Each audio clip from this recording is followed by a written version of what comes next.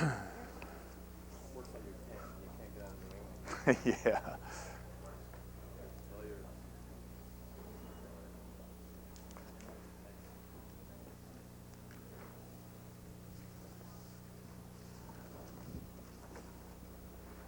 Good evening. My name is John Mashik, a political correspondent for the Boston Globe in Washington, and I'm an IOP fellow this semester, a busman's holiday. And welcome all the grads and alumni coming back. I know a lot of you have been in this room before. I was going to start out with some jokes, some funny, some not so funny, all stolen, but somehow after the event in Oklahoma City yesterday rules out jokes, and my wife and I works in Oklahoma City 2 blocks from that federal building. And while everything is fine, these things can come home. I've been a journalist for almost 40 years. My sons accuse me of covering the Garfield campaign. I've worked in this order with the Dallas Morning News, U.S. News and World Report, the Atlanta Constitution, and the Globe. Yes, I left on principle every time. It's not trying to find a job. I think as alumni, all of you know that the theme of improving campaign coverage is one of the most discussed topics in this forum, sometimes maybe discussed too much. At times, we like to focus on style, which Walter Cronkite described in the first Theodore White lecture 5 years ago as, quote, the turning of political campaigns into political theater played out on television home screens. At other times, we do hone in on substance, although we get a lot of arguments about that, which Harvard's notable professor John Kenneth Galbraith describes by saying politics is not the art of the possible, it consists of choosing between the disastrous and the unpalatable. Typical words from John Galbraith. I'm going to introduce our panelists, and then we're going to go back and ask them a question to get them started in our discussion, and then we will open it up at the end for any questions that you all might have. Let's start over here on my far left. John King is the chief political correspondent for the AP in Washington. He began his career right here in Boston, so he's home. He was the AP chief correspondent on the Dukakis campaign. All of you remember that. After moving to Washington in 1988 to cover Congress and labor, John turned to politics full-time in 1990. He covered the Persian Gulf War, the 1992 campaign, as well as the Clinton transition, and then the 1994 midterm elections. And what his bio doesn't say, but I will tell you, he's one of the outstanding young journalists in this country, and you're going to hear a lot more about him in the future. To my immediate left is Jill Abramson of the Wall Street Journal. Jill has worked at the Journal since 1988. In 1992, she won the National Press Club's National Correspondence Award, that club's top prize for political reporting, for a series of articles about the role of money in the Clinton and Bush campaigns. Ms. Abramson is now the deputy bureau chief in Washington for the Wall Street Journal, going up the managerial ladder, Jill. And a very noteworthy thing in her bio, she's the co-author with Jane Mayer of Strange Justice, The Selling of Clarence Thomas. And I trust that any of you who haven't read it should read it. To my right is one of, as you can see, we have a real generational spread here. The two old war horses are over here, and the young, talented people are over here. Warren Matofsky is president of Matofsky International, an election and public opinion survey research company. Before, he was vice president of CBS News Special Projects and executive director of Voter Research and Surveys, association of ABC, CNN, CBS, and NBC for producing election projections and exit polls. Warren is also a former executive director of the CBS News and Election Survey Unit, and founder of the CBS New York Times poll, which all of us as journalists have climbed all over in the years for information. I can also say that Warren is sort of a godsend in elections, or has been in the past, I'm sure will be in the future, to reporters. And we'll hear this word probably before the night is over, not just on horse race surveys, but on issues and what people are thinking about issues, not just who's ahead and who's behind. Well, let's start the process this way, Warren, by asking you, the process for this presidential cycle seems skewered by a schedule crammed with early big state primaries. Will we know the nominees by the end of March, and is that going to raise havoc for the candidates with a long wait until the fall campaign? And if you want to add something about your expertise in polls, why, we're all ears. Well, let me see if I can answer your question. To start with, let me compare this primary season with the first one I ever did in 1968. In 68, we covered 6 campaigns: New Hampshire, Wisconsin, Indiana, Nebraska, Oregon, and California. That was it. It went on from mid-February, or the end of February, and ended in the first week in June. This time, the process is so compressed that we have an enormous number of primaries in both February and March. By the end of March, close to 70% of the delegates will be picked. This front-loading of the primary campaign has been coming on over the last few election cycles. This year, we find a number of states have moved into that early period in March. We find New York and Pennsylvania have moved in.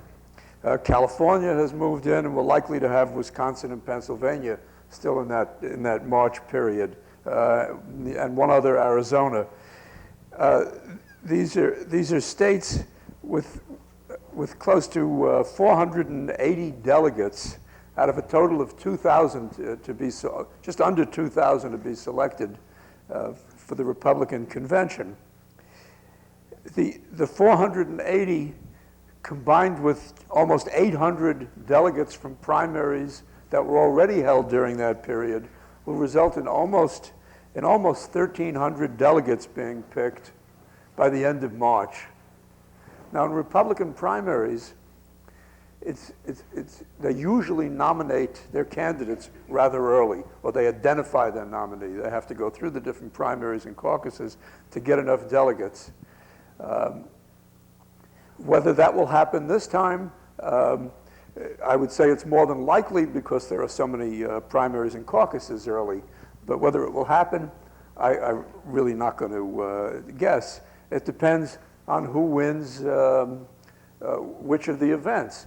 If the front runner wins Iowa and New Hampshire, the whole thing might be over. If one of the candidates from the pack comes up and challenges the candidate who's expected to finish second in one of those events, you might have a new challenge to the front runner. It depends on how the process unfolds. The Republican primary is more likely to nominate someone for one very good reason. The Democrats seem to drag their process out longer. The Democrats select their delegates proportional to the vote in most states. The Republicans have many more winner-take-all primaries, or if not winner-take-all, they have direct election of delegates, which favors a candidate, and in many cases acts like a winner-take-all primary.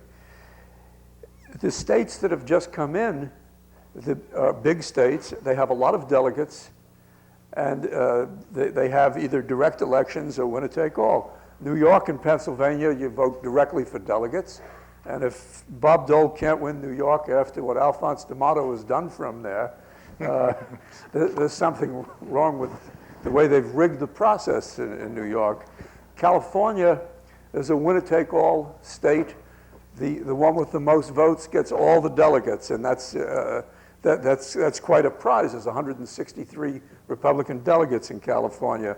Wisconsin and Pennsylvania, it's a modified form of winner-take-all. You win all the delegates in a district, and then the state winner wins all the state delegates, and whoever the front runner in the state will be will get most of all the delegates, not every last one. So that's the political process. As far as the polls go, you know, one of the reasons the media does polls to cover the campaign, when we started years ago, we tried to, at CBS, we tried to buy the Gallup poll, the Harris poll, polls like that. We couldn't buy them. They were only for morning newspapers, and that wasn't very satisfactory. And then we went to a polling organizations and we tried to buy them. We said, look, you really have to be responsive. When we want to do a poll, you know, can you drop your other work and accommodate us? They said no. So that wasn't very good. Now, if you don't have a source of polls that you can use as background for your reporting, what you end up with is leaked polls from candidates. And nobody ever thought that was very satisfactory.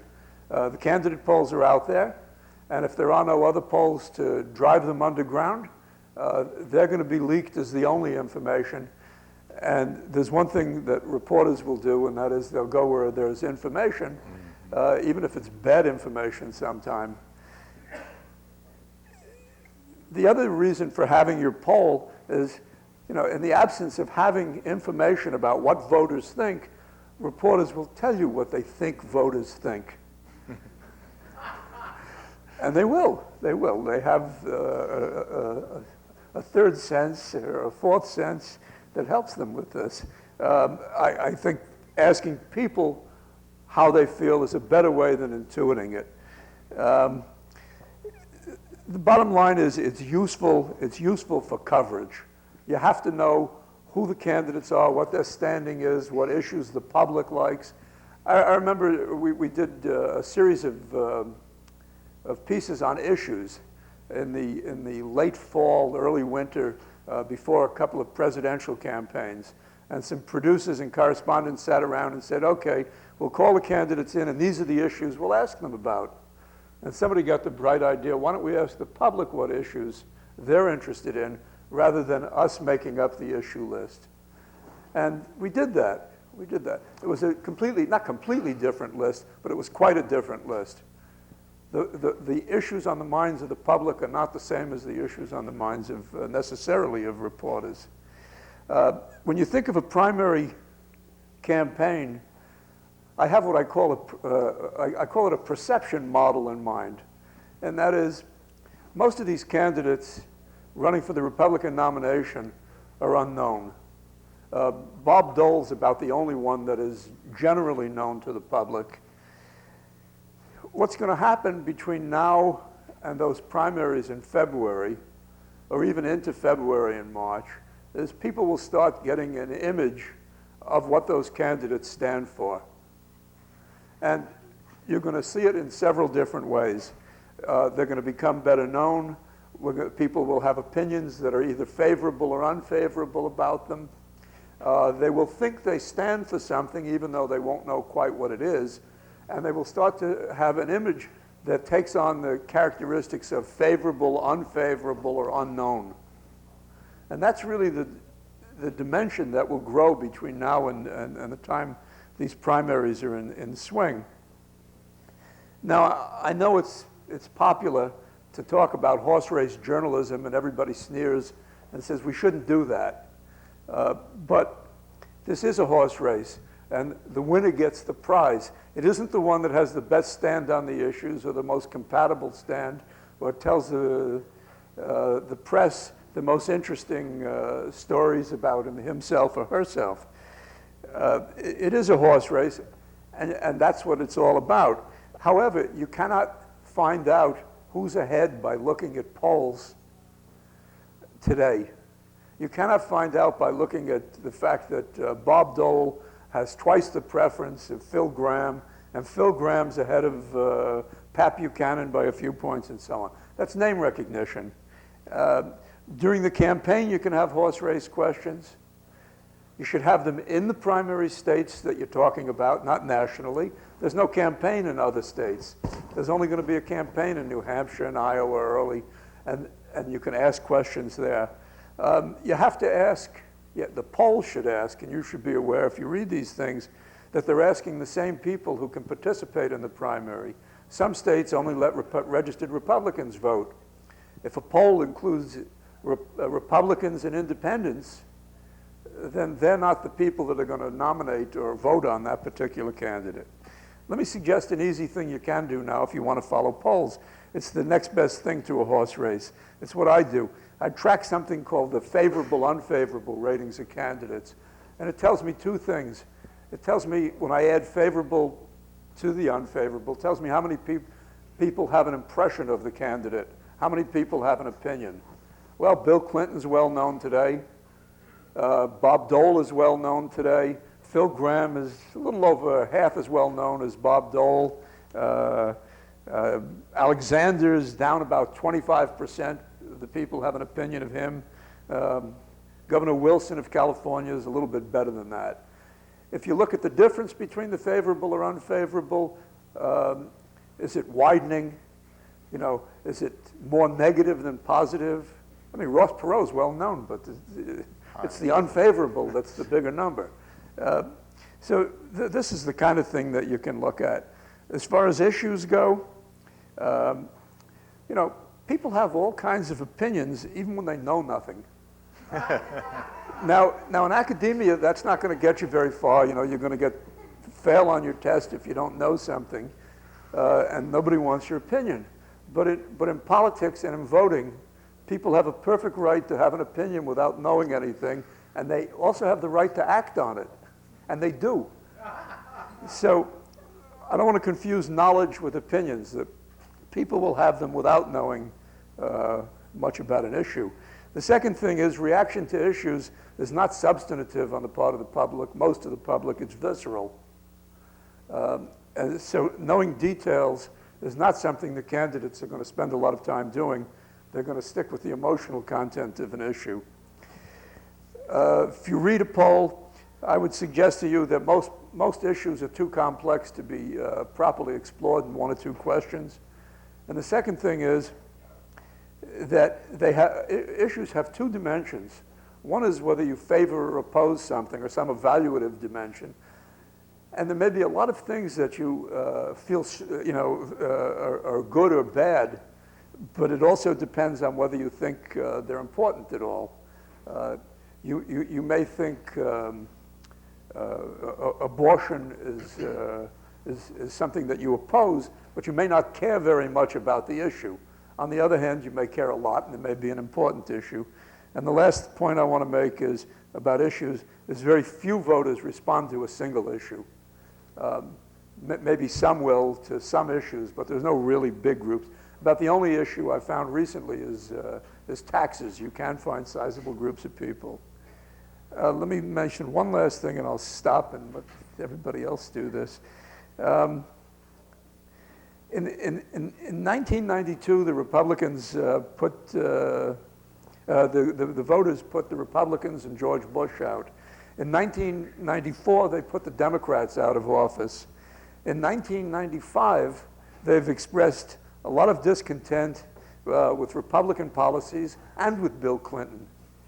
And what we see is a real move for a third party, at least in terms of the way people feel.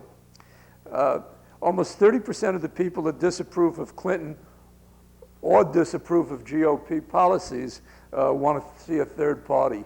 And people that disapprove of both of them, 60% of them want a third party. I think there's a lot of pressure for a third party. We may have a third party candidate. That doesn't mean I think that Ross Perot will run again or Colin Powell will come into the race, but I really think there's a strong urge among American voters for something other than the choices the Democrats and the Republicans are giving to them. I forgot to mention in the intro that Warren is also a fellow here at the Shorenstein School, enjoying a year here to work and to write. Jill, money seems to be about the only topic Phil Gramm and even some others want to talk or boast about. My question to you is, do the candidates really need $20 to $25 million to run and to win, or will some candidates be able to take advantage of free TV and maybe come out of the pack and surprise the big money boys? Well, I would hate to close the door on surprises, because politics is always full of surprises. But in the context of the Republican primaries, it is absolutely true that right now we're right in the middle of what I refer to as the first primary, and that primary is money. And the price of admission to be competitive in that first primary seems realistically to be this $20 million figure that's being bandied around. The Republican candidates just recently, just days ago, disclosed for the first time the amount of money that they've been busily raising, and Phil Gramm appears to be ahead in the money race at this point, having bankrolled about $8 million, which is an impressive amount of money given the early point in the election that we're in now. And you know, in terms of the way the money race is playing out, there are at this point in time 4 candidates that are deemed serious simply because they appear to have the ability to raise the $20 million. And that would be obviously Phil Gramm. Bob Dole has access to a lot of influential Republican money men and contributors. Lamar Alexander has, being untethered to any political job, such as being in the Senate, he's not a governor anymore, literally is roaming the country now, free to spend practically all of his days and nights doing nothing but raising money, and he's raised about $5 million. And Pete Wilson, simply by virtue of being governor of California, and California being such a rich motherlode of campaign funds, is assumed to have the ability to sort of snap his fingers and raise the money that would make him competitive with the other 3, even though he's getting a late start. And I found it amusing, because he hasn't even really announced formally yet, that because the credibility in politics is now so dependent in sort of being macho about the ability to raise money, that Wilson's campaign was worried that when these first numbers were released by the Federal Election Commission, that because he hadn't really been raising money seriously for any amount of time, that he would be belittled because his figure wouldn't be as large as Alexander, Gramm, and Dole. And so he had his one of his top aides leak to the media that over one weekend they'd been making round-the-clock telephone calls and come up with $2 million in commitments just in one weekend, as just a sign that he's a serious candidate. And what this means is really that all the major political figures in Washington have essentially 2 constituencies. There are the real voters, the people that Warren's been talking to you about, they're real constituents, but they also all have cash constituents, they're contributors. And all of the Republican presidential candidates have access to a slightly different cast of characters, a different set of cash constituents. All of them are well-known figures. All of the 4 candidates that I mentioned are very well-known figures in the business world. They'll all be able to raise money on Wall Street. They'll all be raising money in California. Alexander and Gramm seem to have a particular edge in the Sun Belt, where there is a lot of Republican money. And there's no question about it that the 1996 presidential race is going to be eye-popping in terms of the amount of money that's going to be raised and spent. While most of my colleagues in the media begin their presidential campaign coverage in places like Iowa and New Hampshire, I actually get going about now, early, and spend time in places like California. In fact, for the 1992 campaign, which I covered intensively, I went out for the first time with Bill Clinton really, I think it was in September of 1991, I went to Beverly Hills with him and made the circuit of various homes of the studio heads in Bel Air and Beverly Hills, where he was trying to attract the attention of liberal Democratic donors in Hollywood. And it just seems like the race for money gets started earlier and earlier, and that the amounts just get bigger and bigger. I mean, President Clinton was just in California 2 weeks ago, and some of you may have read that he attended a fundraiser at the home of Steven Spielberg, where it was a $50,000 per couple event. That's a lot of money, $50,000 a couple. It is now routine on the Republican side for donors to write checks in $100,000 increments. That was something new in 1988.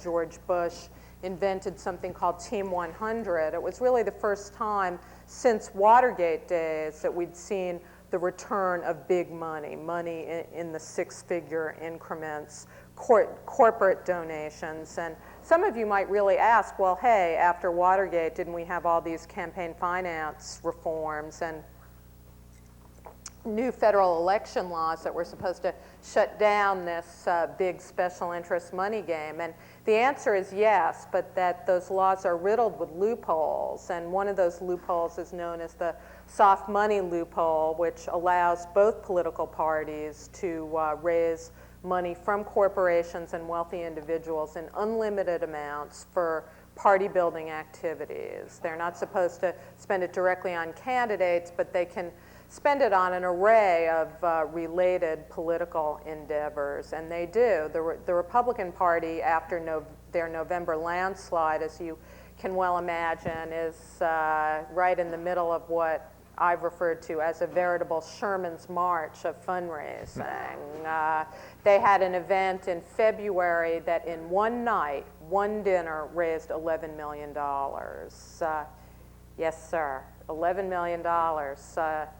Tons and tons of money is just washing around in the coffers of the two parties, and the presidential candidates are now. They're raising it now in $1,000 increments. They are not allowed directly to take in the large donations that I was just talking about. But someone like Bob Dole, it's really interesting. He has set himself up almost like a corporation. There's Bob Dole's presidential campaign, and then he's operated for many years a political action committee called Campaign America, which has raised over $10 million, which again, Campaign America is not technically supposed to spend money on Bob Dole's presidential endeavor, but they've certainly spent money on political activities that have raised his profile and allowed him to become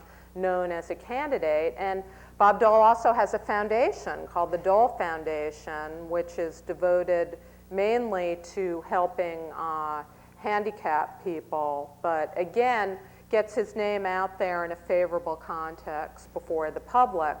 Phil Gramm has structured his fundraising in a slightly different way. He, for years, was very, very successful as head of the Republican Senatorial Campaign Committee, which raised tons and tons of money.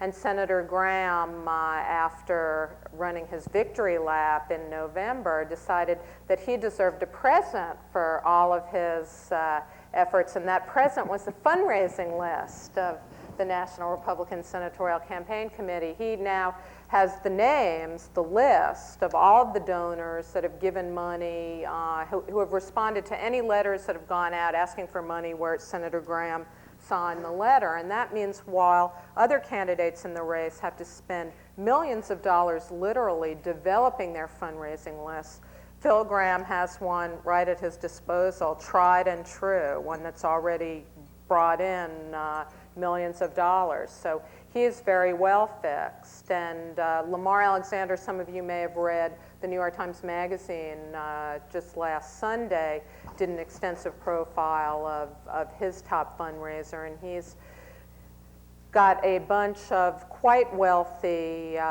executives, mainly based in Tennessee, devoting themselves full-time to raising money. And he found that by setting up a satellite network, he's developed sort of some of the new technologies that are now available to political figures to raise money. He found that by sinking some money and developing satellite communications, that was a very effective way to both get himself known, let his face become familiar, and let the money roll in. And you know, Pete Wilson being the last person who's now seriously into raising big money right now, just as I said earlier, by nature of being governor of California, having just raised record amounts to win re-election, also has a high yield list of donors ready for his disposal.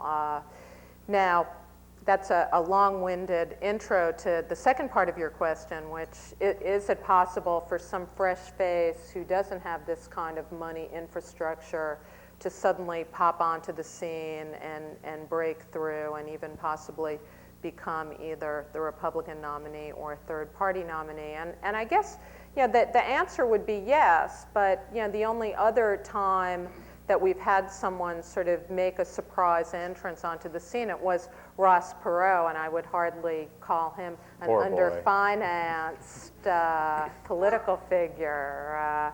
You know, and he was also certainly had high name recognition and a well-developed TV persona before he got into the presidential campaign. So I really do think that because the money has become so astronomical, the money needed to run for president, that it's a real deterrent to worthy candidates who just feel, A, that they can't raise the money, or B, what's been interesting to me so far is the number of candidates that have declined to run because they feel that raising that amount of money is distasteful and even perhaps unethical. You really do have to grovel and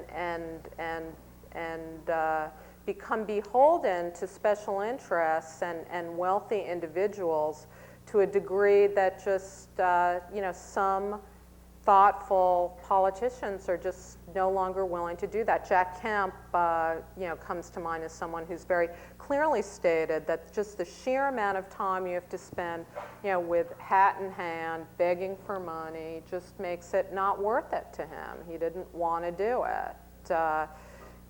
The candidates, the Republican candidates now are facing the reality that every business day they need to raise over $20,000 to get to that $20 million figure.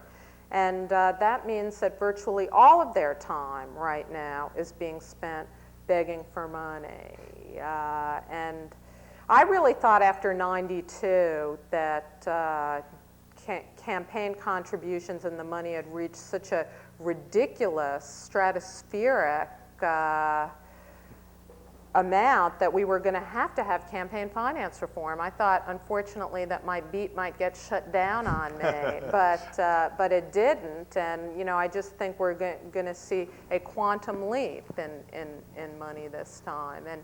And in terms of press coverage, I just think it's vitally important that more reporters pay attention to this area. I mean, it's as simple as you'll all remember in All the President's Men when Deep Throat tells Bob Woodward to follow the money. That's how he can get the story. And following the money is just going to be more important and vital for the press to do, because if we don't do it, no one is going to be telling the public where the money is coming from. And I think what we're looking for, John, you'll remember, in 1968, when The Selling of the President came out, it was considered such a groundbreaking book because it exposed the role of television advertisements and how important they were in packaging candidates. I think in 1996, what you're going to see is the buying of the president. And that's going to be the story of money, big money, Watergate-like money, swishing around in our system. And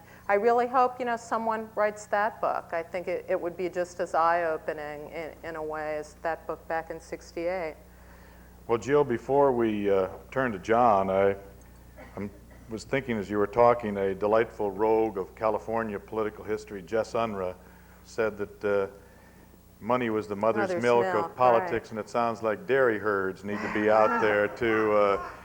Is Clinton having, just a brief question, is the president, for all his vulnerability, or apparent vulnerability, having trouble raising money from what we would call the usual contributors among the Democrats, or is he going to have to concentrate on big corporate money and the movie stars?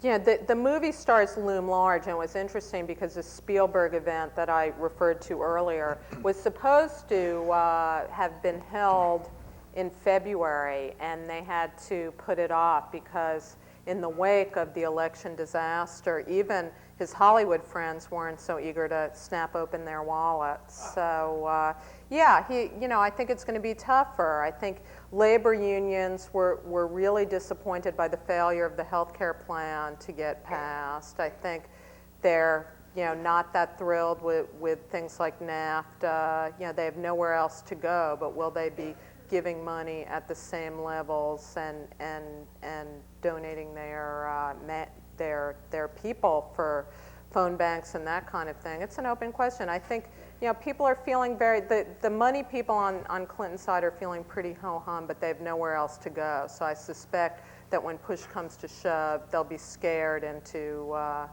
giving. The Associated Press knew what they were doing when they made John King chief political correspondent, because they wanted somebody tough, and John's a Boston Red Sox fan, and he has to be tough, and he's cried a lot over the years. John, no two election cycles, as you know, are alike, and the press is probably going to be challenged and, yes, vilified anew. Tell us about how you see this race shaping up as especially different from the past. Well, let me start by saying we will be vilified, and after Christmas or early January, we will lapse into horse race coverage, and we do that because politics is a sport, and it's about who wins, and we probably do too much of it, but we can't do too little of it, because then that is about who winning. And let me stop at the top for the junkies in the audience. Tomorrow, you'll find out your governor here in Massachusetts, Bill Weld, today endorsed Pete Wilson and agreed to raise money for him. And we break news up here in this panel. And at 10 a.m. tomorrow morning, Senator David Pryor will become the 5th Democratic incumbent senator to announce he will not seek re-election next year. The Democrats are not going to get the Senate back in 1996. Let me start by saying we'll be vilified, but I think we will always be vilified. That's part of the job. I think we can lessen it if we spend the next 10 months before anybody votes trying to do a little bit of job on some substance. And let me try in a few minutes to skip through what I think we should use as a roadmap. And I'm going to skip quickly, so if you have any questions about the particulars, please bring them up afterwards. One of the things I think we need to do is first pay attention to Bill Clinton. He's the 43% man. In no polls can this man get above 43% when people say if the presidential election were held tomorrow. In a couple, he's gotten, in a two-way race with Bob Dole, he gets maybe to 46 within the margin of error. Warren's better on what a margin of error means than I am. But he needs to, over the next few months, find, and he's been arguing with the press corps in Washington over this question, relevance. He has not been relevant in Washington politics in the last few months, but he surely will be in the months ahead. And so we should hold off a verdict, I think, of saying Bill Clinton can't win. We don't know if it's going to be a two-way, a three-way, a four-way, maybe a five-way. Probably, if it's a three, it'll probably be a four, in my view. But he's just assembling a re-election team. For now, Governor Bob Casey, former Governor Casey, announced this week he would not run after starting to form a committee. So it looks like for now, anyway, he'll be without a serious challenge. I understand Reverend Jackson will be here next week, I think. It's a good question for Reverend Jackson. He's trying to decide whether to run in the primaries or as an independent candidate in the general election. He seems to be the last person out there, unless Clinton has a meltdown. And a Gephardt or a Bradley would run if Clinton had a meltdown. But otherwise, it seems like Jackson's the last person out there who might jump in the primaries. But he seems inclined to wait and maybe run in the general. The other thing is that Clinton gets a chance for relevance. We're about to have a very protracted debate over the budget and welfare reform. There are subjects, particularly welfare reform, that the president knows well. So I'd hold off writing him off. Number two, I think the person we need to watch the most in particularly the next 3 to 4 months, is Bob Dole. In Washington these days, Newt is king, and everyone pays attention to Newt because Newt is a great story. But actually, in the next 6 months, the guy with the keys in the Republican Party is Bob Dole, both on Capitol Hill and in the Republican presidential field. He's way ahead of everyone, and it is name ID right now, but he's still way ahead of everybody. And he can use his assets, including the money that Jill's talked about that he can raise, to cement that if he's smart. Now, what does he need to do? First is tax cuts. Bob Dole over the years has been very reluctant to cut taxes because he is a committed deficit hawk. But he has in the last week called Finance Committee Chairman Packwood and Budget Committee Chairman Domenici and told them they need to come very close to the House tax cut plan. And he also wants them to do something to it to make it special so that it becomes the Senate tax cut plan so that Bob Dole gets the play. The second thing to watch Bob Dole is welfare reform. He is a lifelong fan of the school lunch program, and he will not let it be. They're trying to de-entitled, which is a word you can only get away with in a forum like this, I think, inside Washington or a forum like this. They're trying to give this all the block grants to the states and leave it up to the states. Bob Dole will go to the mat to save the school lunch program for two reasons. One, I think he truly believes in it. He thinks it's been successful. The other one is it is an enormously successful issue in focus groups for the Democrats. It's the one thing in the last 100 days that they've scored points on, about the only thing. So Bob Dole will not hand that issue to Bill Clinton. And the third thing is the balanced budget amendment. There are a lot of rumors in Washington that Bob Dole has the vote that he did not have a couple of weeks ago when they lost. Dole insists he doesn't have the vote, but he plans to bring it back up right around Labor Day, when Congress should be going home and Bob Dole and the rest of the Republicans will be moving to New Hampshire full time. You should look for right around Labor Day Mark Hatfield to maybe leave the country if Bob Dole doesn't have the vote, and I predict they'll pass the balanced budget amendment so that Bob Dole gets a boost right before he starts campaigning full time. The next thing, and what I think is the most fascinating thing in politics right now in America, is what I call the new politics.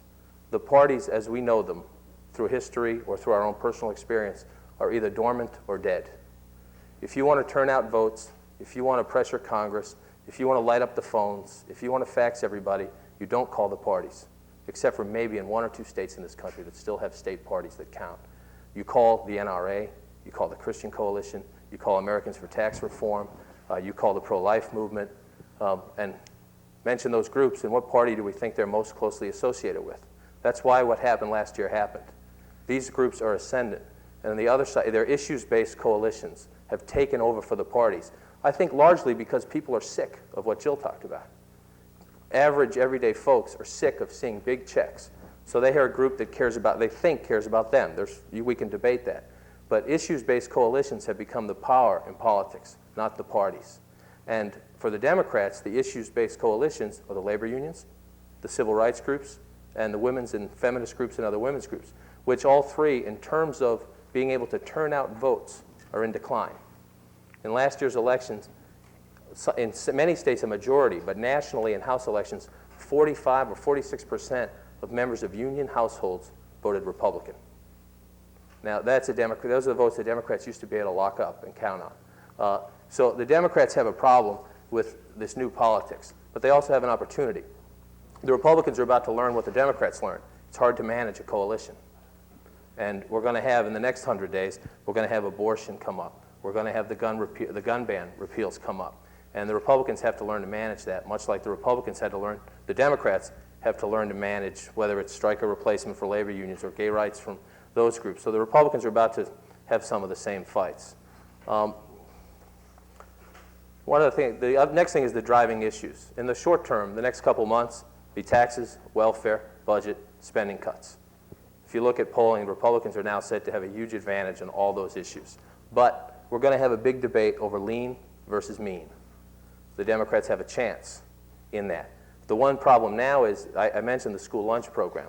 Polling and focus groups will show you they've scored with that. But overall, people believe the Democrats, in opposing the Republicans, are opposing smaller government. So far, that's the impression they have. That all the Democrats saying, don't cut, don't cut, don't cut, don't cut, don't cut. So the Democrats are against smaller government. Well, smaller government is what the people want. So the Democrats have to find a way, and you see Clinton and Gore trying this with the Reinventing Government initiative, but they just haven't broken through. They have to find a way to say, we will do it, but we'll do it better. And they haven't convinced people they'll do that yet. In the long term, by the time you're here next year at this time, I think what people will be talking about are taxes and affirmative action. In the tax debate, the Republicans are going to go for long-term tax reform and try to and since they have such a huge advantage on the issue, they're going to try to wipe the Democrats out by capturing people's imaginations with a flat tax or a national sales tax. Probably be a flat tax. Now, the question there is, can Clinton make the fairness argument that he used very successfully in 1992? He used it against Jerry Brown, specifically on the flat tax in the primaries. But he also used it to win independent votes all over the country by talking about fairness.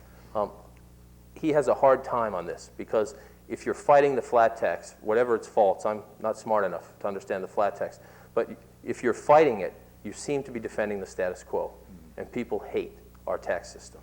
So the Democrats have to find a way out of this. The next one is affirmative action. We talked earlier about coalitions.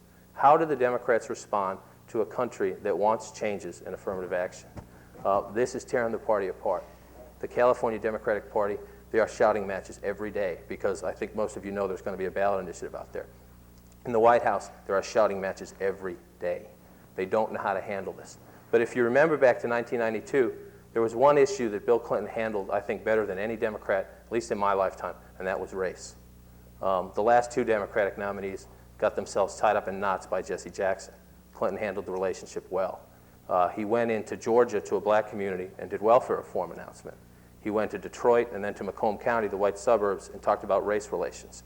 He has credibility on this issue, and we in the media get vilified, to use John's word, for saying Clinton doesn't stand for anything and he flip-flops. I spent a lot of time with him in 91 and 92, and there's one thing I'm convinced that he is very genuine on, it's race relations. So I would look for Bill Clinton around Labor Day of this year to come up with his own affirmative action proposal to try to take the wind out of the Republican sails. That way, if he comes up with a repeal some, keep some, toughen anti-discrimination laws and can sell that to his party without driving Jesse Jackson into the primaries, then if the Republicans bring it up, he'll be able to perhaps legitimately accuse them of being mean-spirited. Bob Dole knows this. Bob Dole has asked for a review of his own, and he wants to introduce a bill in August. Whether the Republicans can reach consensus on this is very, very up in the air right now. There are some, as in Phil Gramm, who want to wipe out everything. Bob Dole, I think, will take a more measured approach. Can they get a bill through? I doubt it this year. Dole probably just wants to put it out there so that he can say he was ahead of Clinton. Let me stop on this last part, and we'll take some questions. There's been a lot of talk about third party. People do want a third party. They just don't know what they want. And Mr. Perot has a speech next Tuesday at the National Press Club in Washington where he's supposedly going to give us a little bit of a hint about what he wants to do. I don't think he'll tell us much. I think he'll wait. If he does run, the interesting thing for Perot will be, I think, more than the presidential candidacy. He's going to bring the United We Stand people to Dallas in August. And there's a great sentiment among probably half to two-thirds of them to form a third party. And now the money that takes and the long-term commitment that takes is astounding. But a lot of them want to do it. And I think what will be interesting in 1996 is not just Perot, if Perot runs as a third-party candidate, but they will field congressional candidates. And so you could go back and look at 1992. In Maine, for example, they would have won a seat, if. It's an if, but if you translate the Perot vote by congressional district to a Perot candidate, they'd have a congressional seat. In Nebraska, they would have been very close to having a seat. So there are 6 or 8 or 10 states where they could conceivably win congressional seats. Now, what happens then? We don't know. Colin Powell is the man up here in everybody's minds. I don't think he'll run as a third party. I think only if the affirmative action debate got really ugly and he thought that somebody of stature needed to come in and slap both parties on the race question, he might. I think he's more likely to be the first phone call of the Republican nominee in mid-March of next year when somebody locks it up. There's a lot of talk that Warren Christopher will resign around Christmas time and that Clinton will ask Powell to end his book tour in the Rose Garden and become Secretary of State. I think if Powell wants to be president someday, he won't do that because Al Gore would be in the way. The last thing is the former Connecticut Governor Lowell Weiker could be your first third-party candidate. He's doing a radio talk show now, and he's being encouraged by people in both parties to keep his options open. Lowell Weiker's an interesting figure. He has a lot of labor support. He's a liberal Republican, more of an old New England Rockefeller-style Republican than what we would identify as the ascendant powers in the Republican Party today. But he can raise money from unions. He can raise money from economic conservatives, although the tax debate in Connecticut hurt him nationally. And he'd be a very interesting figure. He probably couldn't win, but Weiker's very impressive, and he could change things. My prediction is that if we have 3, we'll have 4. That if a third person jumps in, a fourth person will jump in. And what will that do? Very hard to predict who wins. If it's Jackson on the left and Perot on the right, with a Dole and a Clinton in the middle, Bob Dole would probably win that election, but that's a huge guess this far away from November 1996. I think whoever wins, if we thought it was bad to see Bill Clinton win with 43%, love him or hate him, the problems it became being a 43% president, which we've seen over the last 2 years. If we have 4 candidates, we may have a 35% president. And I don't know what that will do to the politics of this country. Well, before we turn to you for questions, the moderator has to take his prerogative. And just following up, John, on what you said, as somebody who has followed Ross Perot in the past, he probably won't be able to know the day before he announces or doesn't announce what he's going to do. That's his track record. But I would like to ask, since Senator Dole absolutely crashed twice before, mainly on his temper, this time the answer, or the question seems to be, can the other Republicans in the Senate, notably Senator Graham, goad him about trying to be Senate Majority Leader at the same time he's running for president, or can Dole at age 71, do both those tracks? Well, that's the big question. Can they goad him? Sure, they do, and they will every day. Dole has said if he wins Iowa and New Hampshire, he will resign the morning after as Majority Leader. If there's a vote the next week, he may stay, on a big issue, he may stay a little bit, but that he would, if he became the clear front runner, he would resign as Majority Leader. Everybody in Washington, that's the closet industry now. Where will Bob Dole fall because of his history? But I think one of the problems is if you're Phil Gramm and his name ID is in the 20s or 30s nationally, and his name ID will be around 70 or 80% in New Hampshire, perhaps 100% by Christmas time. But if you're Phil Gramm and you decide you're going to spend your $20 million nuking Bob Dole, what does that get you? It may knock Bob Dole down, but half the party right now says they want Bob Dole as the nominee. The other half isn't sure. But around 80% of the people in the party love and admire him. They might not want him as their president, but they think he carried water for George Bush, he carried water for Ronald Reagan. He's a very respected figure, even if they don't view him as a president. And I think the person who nukes Bob Dole will suffer for that. So it's a tough decision. If Phil Gramm spends $10 million knocking Bob Dole down, he may make Lamar Alexander the nominee in the process. There are microphones there, or you can make yourself heard right at your chairs, and please direct the question to who you I have 2 questions here. Sure. One for the lady. We spoke of the $20 million, and we spoke of it being a large amount, and I don't dispute that. But have we gone back through, say, the various administrations over time and baseline it in constant dollars to see if it's really that much more than it was, say, in 45 or in 50 or Truman or Nixon? Have we done that? Well, certainly the benchmark I think that would probably be most relevant would be 68 and then 72. And in real dollars, if you adjust for inflation, I think 72 would probably stack up reasonably well to 92, and 96 we don't know how much money is going to be in the pot. But I also don't want to seem to be totally overemphasizing the money, because when I need a caveat, I remind myself I covered the Republican primaries in 1980, and you may recall John Connolly's candidacy in 1980 and the famous $10 million delegate. He had all the money in the world and looked like a very competitive candidate, a major threat to Ronald Reagan. And the voters just didn't like him. And he could have had $20 million and it wouldn't have made any difference. So, money is not everything.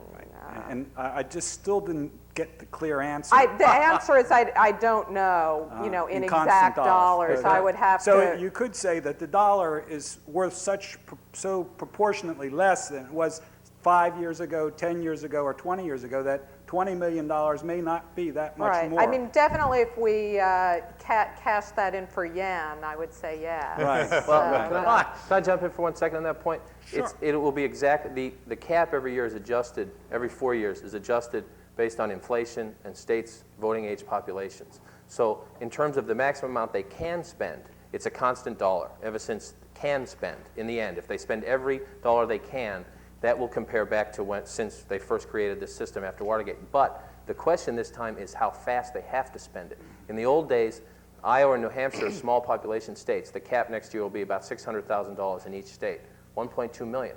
You can be a reasonably low-financed guy and play to the max dollars in those two states. And then if you win, you used to be able to then say, I won New Hampshire, and have a week before the next primary and then 2 weeks before the next one, where you could go out and raise money. Now, we're going to have 75% of the delegates chosen in a 6-week blur between Iowa and California, and I think it'll be over by the 19th, which will be the Big Ten primary.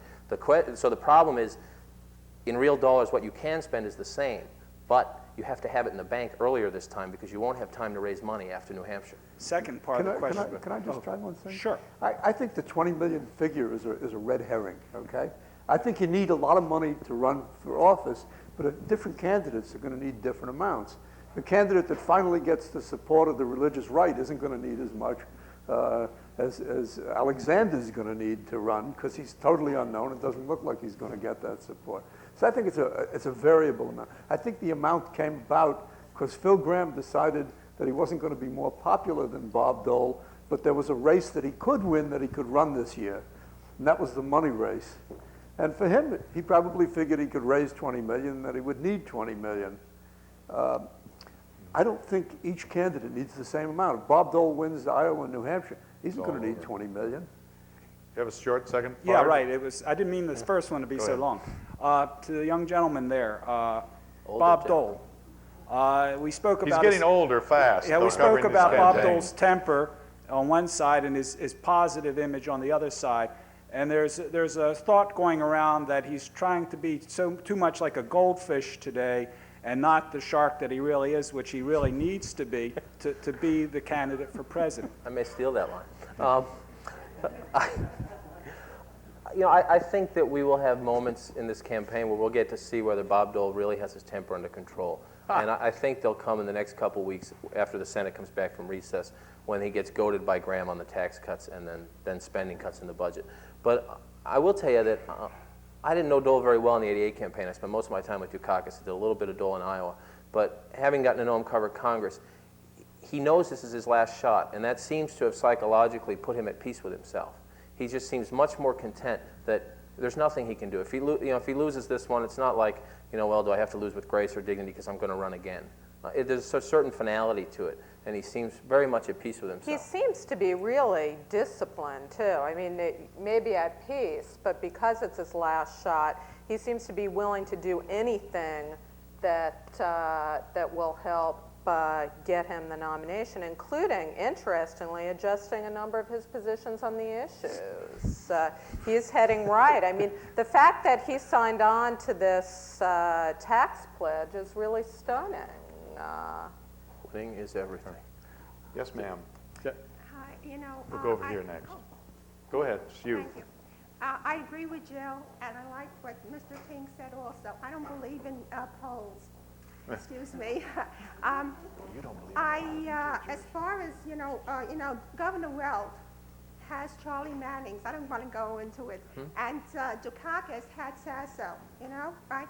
And he's my neighbor, Dukakis, and we spoke many times in Brookline, and he said he blew it.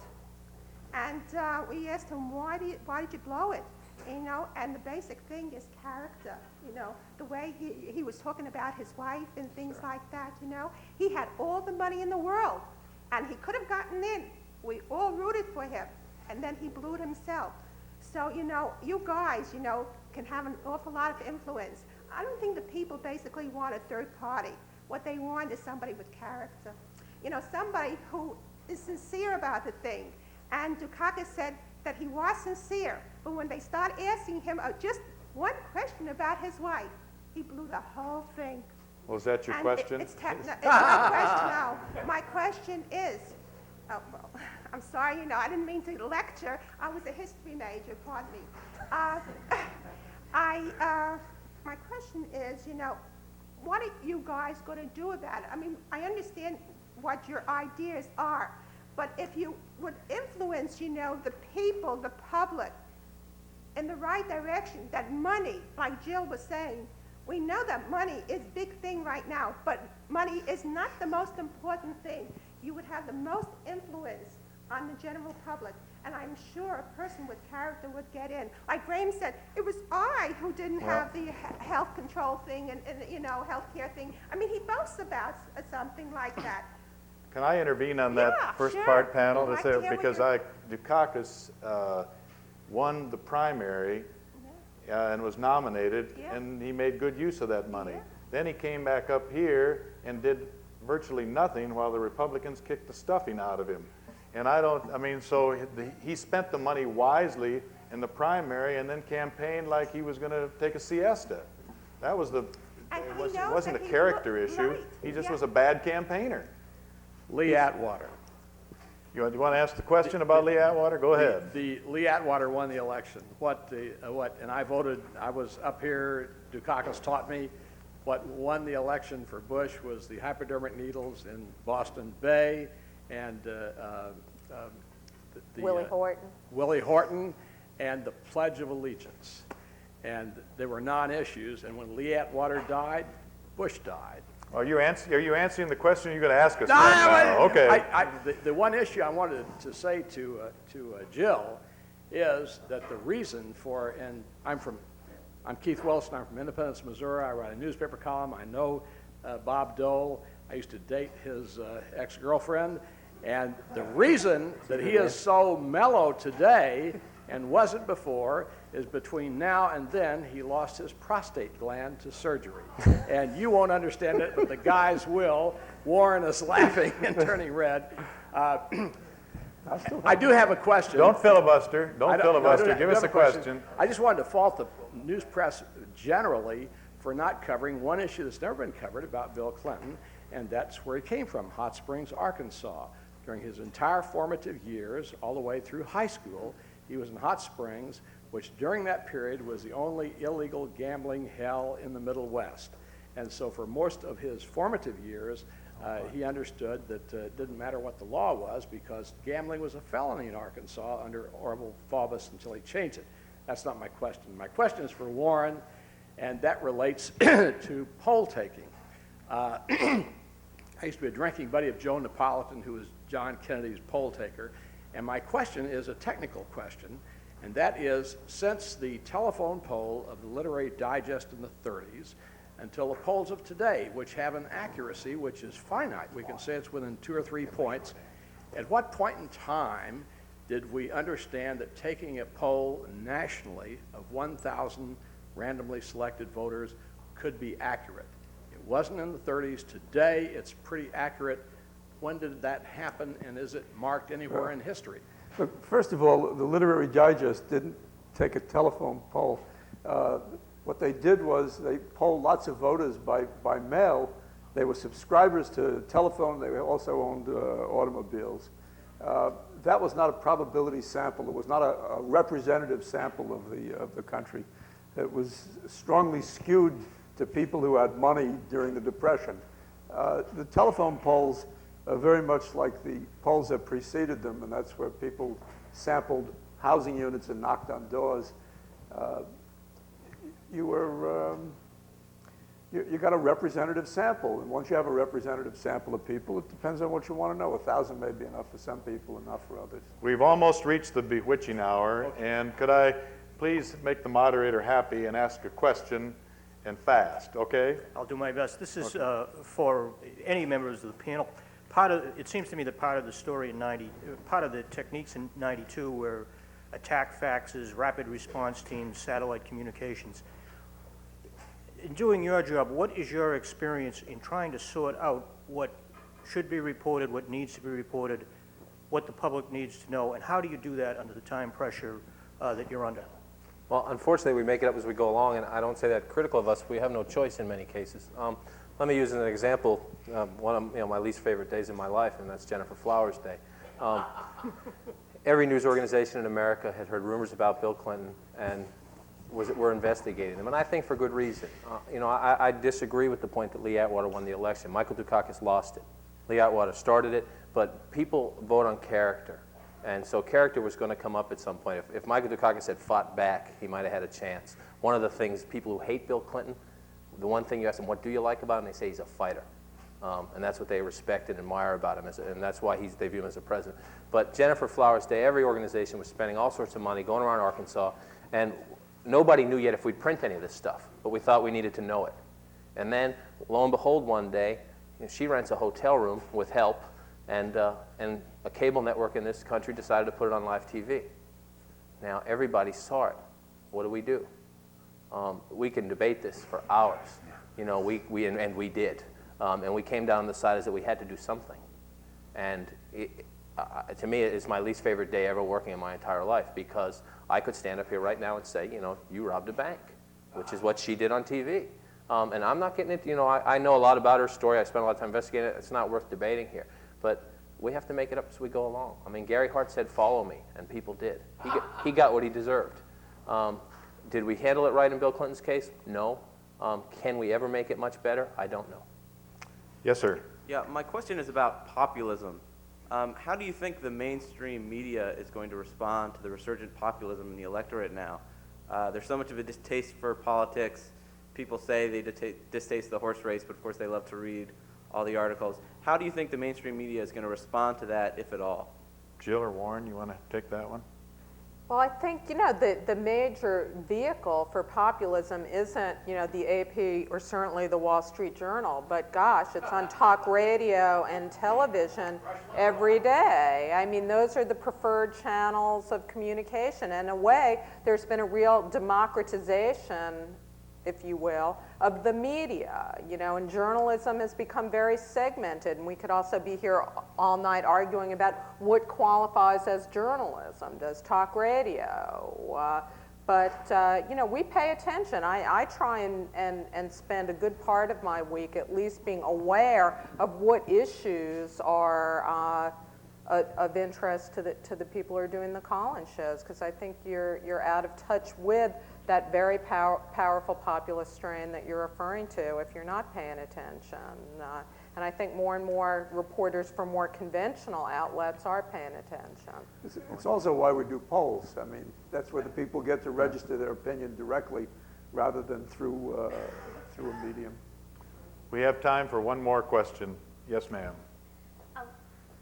When the lady spoke, I think that we ended up only talking about, about a few candidates. I just wanted to know what the panelists thought, perhaps what a candidate like Specter might have to do to become nationally recognized, and the tax that he might have to kick because, for instance, he is a Jew, and this is an unprecedented occurrence in our political system.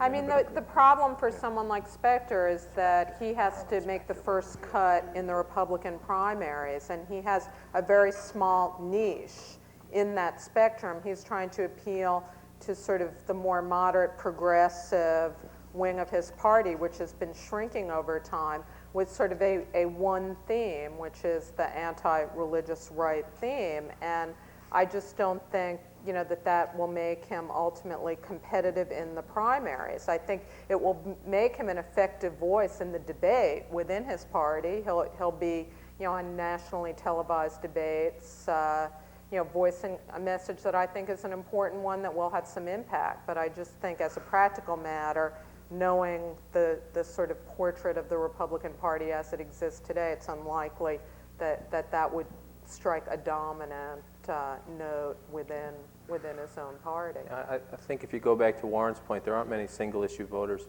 Specter's candidacy was based on using the abortion issue, a single issue, to propel himself up to within a competitive level of Dole and the other guys, and then expanding out with the flat tax and his career as a prosecutor. With Pete Wilson running and going for the same moderate vote, it's going to be very hard. And what's going to happen in all these debates is Specter's going to find himself in a fight over abortion with Keyes, Dornan, and Buchanan. And Dole, Graham, and Alexander and Wilson are going to get under the table.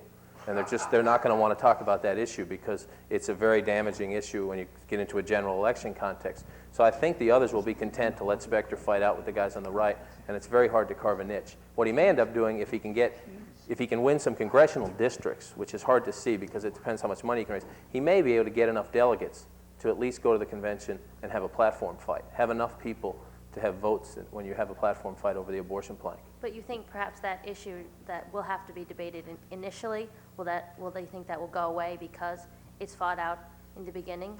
and so the Republicans won't have to come up with that issue on the platform? Oh, they're going to have to do it, and that issue in the Republican Party is not going to go away. Probably not in any of our lifetimes. Well, everybody, Warren just reminded me, I'm giving him full credit, that there's only one Harvard graduate among the presidential candidates, and that's Alan Keyes, who everybody is giving not a prayer of a chance, but he is the Harvard graduate in this race. Thank you all for coming, and please join me in thanking the panel.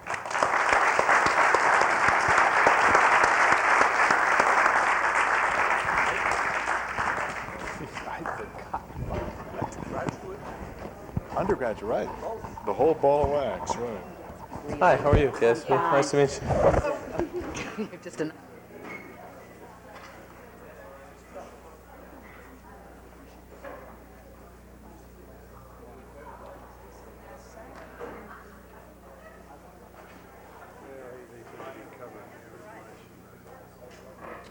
Statistical techniques are actually about the ability to do sampling.